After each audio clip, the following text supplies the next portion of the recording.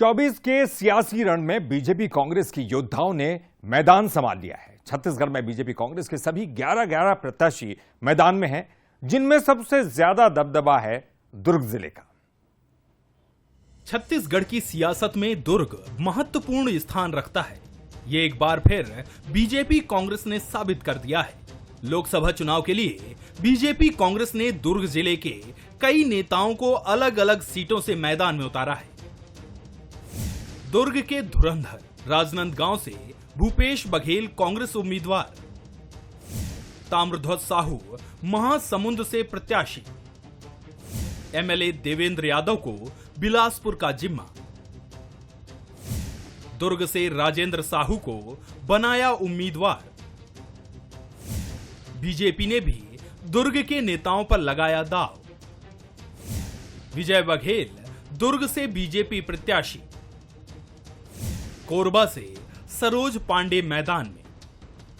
इस तरह दुर्ग से 5 सीटों पर बीजेपी कांग्रेस के प्रत्याशी बनाए गए हैं, जिसको लेकर सियासी बयानबाजी भी तेज हो गई है।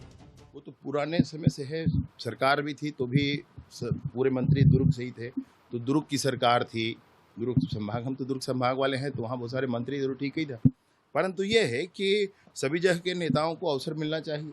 जैसे कांग्रेस की परंपरा के आधार पर सिर्फ गांधी परिवार ही मुखिया हो सकता है, वैसे ही यहाँ भी परिपाटी शुरू हो गई, मुझे तो ऐसा लगता है। लोकसभा क्षेत्र में आप स्थानीय की जैसे बात हो रही है, तो भारतीय जनता पार्टी ने आदरणीय सरोज पांडे जी को दिया है। कहाँ से हैं?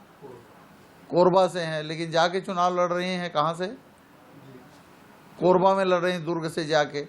तो लोकसभा चुनाव में स्थानीयवाद का ज़्यादा कोई प्रभाव नहीं रहता। जो प्रदेश के हैं उनको कहीं से भी दिया जा सकता है। भारतीय जनता पार्टी वाले अगर इस तरह के कहते हैं तो दोहरा मापदंड भारतीय जनता पार्टी का हमेशा रहता है। 23 में हुए छत्तीसगढ़ विधानसभा चुनाव के बाद साय कैबिनेट में दुर्ग से किसी को जगह नहीं दी गई, लेकिन 24 के सियासी रण में दुर्ग के धुरंधरों का दबदबा है। अब देखना होगा कि इन नेताओं में जनता किसे दुर्ग से दिल्ली पहुंचाती है। गौरव शुक्ला, बंसल न्यूज, रायपुर।